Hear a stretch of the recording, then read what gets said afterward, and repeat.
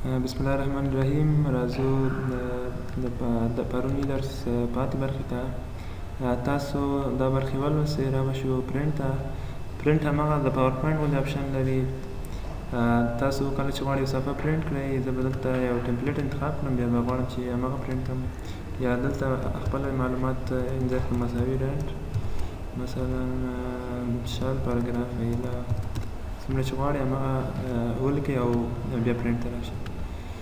تاسو وینئ چې دا 2 صفحې راغلې زما لپاره د پرنټ کولو په خاطر. کله چې دا پرنټ وهم دا پرنټ کېږي، آپشن یې همداسې هماغه دی، پرنټ کېږي.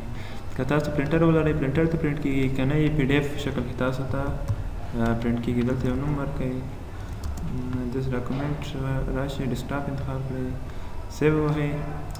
دا د پی ډي اف شکل باندې تاسو ته پرنټ کېږي. تاسو وګورئ هماغه تنظیمات چې تاسو کړي هماغه تنظیمات پکې عملي کېږي او پی ډي اف شکل ذخیره کېږي. بیا راشئ دلته، راشئ پرنټ ته. دلته تاسو پرنټرونه انتخاب کړئ. که تاسو یو نیټورک سرور ولرئ د پرنټر په خاطر، هماغه هم دلته تاسو لیست کېږي. بیا انتخاب یې کړئ، وروسته دغه پرنټ ووایئ، پرنټ کېږي.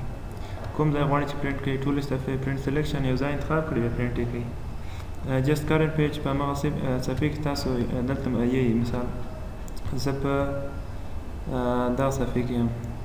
تاسو وینئ ټیم په اول کې لیکلي. زه راځم دلته، راشئ پرنټ ته، دلته راشئ پرنټ کرنټ پیج. هماغه صفحه چې ټیم کې وه هماغه چې کله زه پرنټ وهم ته نه هماغه زما لپاره پرنټ کېږي. اوس نه معلومېږي، کله چې پرنټ وهم بیا معلومېږي. هلته تاسو پی ډي اف کې به ذخیره شي. پرنټ سلیکشن یو خط انتخاب کړئ، بیا هماغه غواړئ پرنټ کړئ. زه راځم دلته خط انتخابوم، غواړم چې دومره برخه پرنټ شي. انتخاب یې کړئ، بیا پرنټ ته راشئ، دلته راشئ، هماغه پرنټ سلیکشن فعال شو، هماغه ځای تاسو ته پرنټ کېږي. کاسټم پرنټ تاسو صفحو ته رینج ورکړئ، کوم صفحې غواړئ، اوله صفحه غواړئ یا کامه بیا ورکړئ، دویمه او درېیمه هر کومه صفحه چې تاسو غواړئ پرنټ کړئ. یا دلته رینج هم ورکولی شئ، مثلا له 4مې صفحې تر 50مې صفحې پورې. دا خو 2 صفحې دي، خو تاسو پکې زیات ولرئ همدا کار وکړئ. بل دلته لیکلي ډاکومنټ انفو پرنټ شي که نه شي پرنټ. د خپل ډاکومنټ معلومات، د پروپرټي دی، لیست اف مارکاپ ده، بعضې رنګونه دي. دا به تاسو ولوستلو بیا په دې باندې پوهېږئ. اونلی پرنټ اوډ پیج تناق طاق صفحې جفت کړي، اوله درېیمه او دا صفحې به پرنټ کړي. اونلی ایون پیج مثلا دویمه څلورمه دا صفحې به پرنټ کړي. دلته رینج ورکولی شئ، دلته پرنټ انتخابولی شئ، 1 سایډي که ډبل سایډي. له دواړو سایډو پرنټ کړي، که له یو سایډه پرنټ کړي. کولیټډ ته ما تاسو مخکې ویلي وو، کله چې غواړئ چې زیات پرنټ وکړئ، مثلا زه غواړم هره صفحه 2 ځلې پرنټ شي. کولیټډ اوله صفحه پرنټ کېږي، بیا دویمه. که ان کولیټډ انتخاب کړئ، اوله صفحه 2 ځلې پرنټ کېږي، بیا بله صفحه پرنټ کېږي. حالت یې څرنګه وي، پورټریټ وي که لنډسکیپ. دلته د پیج سایزونه دي، A4 ده، A3 ده، هر کوم تاسو انتخابولی شئ. A3 له A4 څخه لوی ده، بیا همداسې چې کله A ډېرېږي هماغه سایز هم سره ډېرېږي. نارمل مارجن ده، مارجن چې دا فاصلې ته وایي، دا فاصله زیاته وي کمه وي. تاسو وینئ چې دلته فاصله انتخاب کړئ، بیا هماغه بدلېږي سره.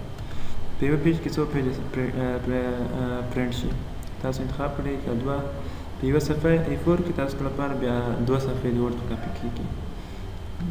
بل دلته پیج سیټ اپ برخه ده، دا تاسو په نورو برخو کې لولئ، دلته ضرورت نشته چې بیا دلته ولولئ. مثلا لیاوټ یې ده، پیپر ده او مارجن دی، دا تاسو بیا په لیاوټ کې لولئ، بیا هماغلته به تاسو تشریح کړئ. مثلا لاین نمبرینګ دي، دا برخې هلته شته، دا به دلته به تشریح کړو. بل شیر دا غواړئ چې دا شیر کړئ په کلاوډ کې. کلاوډ یوه میموري ده لکه ون ډرایو غوندې، تاسو غواړئ هماغلته یې سیو کړئ. دا ووایئ غواړئ ایمیل یې کړئ، لکه د ایمیل اټاچمنټ په شکل، د ایمیل سره به یو ځای شي، تاسو ورڅه شي فایل اټاچ کړئ، یو لینک په شکل، پی ډي اف په شکل، ایکس پي ایس په شکل. دا داسې فارمټونه دي چې په اسانۍ تغییراتو کې نه راځي. د فاکس په شکل، فاکس داسې یو ماشین ده، دا فاکس سینډ کوي، بیا څوک چې غواړي دا هغه ته ورشي فاکس کې، هغه باید دا پرنټ کړي، بیا بل هغې کتلی شي. پریزنټ آنلاین ده، تاسو دلته پریزنټ آنلاین کلیک کړئ، یو لینک به جوړ شي، هغه څوک چې غواړي دا ډاونلوډ کړي هغه به لینک راواخلي، بیا تاسو هماغه ته لینک ورکړئ، بیا تاسو پریزنټیشن آنلاین ډول دا ګوري. ما پاور پوینټ کې دا تشریح کړی وو تاسو. پوسټ بلاګ دا غواړي چې دا یو بلاګ ته ولاړ شي. بلاګ هغه ویب سایټ ده چې په هغه کې معلومات کم وي، متنوع کنټینټ چې بیا ویب سایټ کې خو ډېرې زیاتې برخې وي. دا مشهوره بلاګونه دي، مثلا وردپریس ده، بلاګر دی. دا دلته غواړي چې پوسټ شي، یا غواړي چې ایکسپورټ یې کړئ، XPS او PDF په شکل یا بل ټایپ ورته انتخاب کړئ. دلته د ویب پیج په شکل دا انتخاب کړئ. زه راځم مثلا د ویب پیج په شکل سیووم. تاسو راشئ دا انتخاب کړئ. زه دا د ویب پیج په شکل سیو کوم او ډیسکټاپ انتخابوم. نوم یې همدغه نوم صحیح ده. تاسو راشئ دلته هماغه فایل راغی دلته د ویب پیج په شکل. تاسو وینئ چې دا اوس د انټرنیټ براوزر کې ماته بیا خلاصیږي. اوس به بیا نورو برخو ته راشو. نور فایل ته به راشو. ایکسپورټ ده.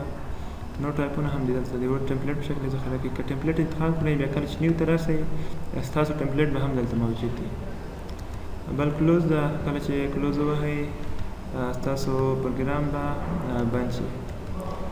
بل اکاونټ ده. تاسو باید مایکروسافټ ته لاګین شئ. بیا له دې څخه تاسو خپل جیمیل مو ورکړئ. تاسو لپاره بعضې بیکګراونډ اضافه کېږي. نور دا د افیس لوګو ده. دا د افیس پروګرامونه دي چې سکایپ او دا برخې هم پکې اوس اضافه شوي. بل دلته تیمونه دي. مثلا کوم تیم غواړئ چې انتخاب کړئ. دا وه د فایل برخه. سبا به انشاءالله د هوم برخه شروع کړو. همداسې به کوشش کوو چې هره منیو په یو له دوه ورځو کې تشریح کړو. یو ریفرنس زیات مهمه ده. پریفرنس به انشاءالله ډېر کوو. دا ویډیو هم دومره بس ده. له توجه نه مو مننه.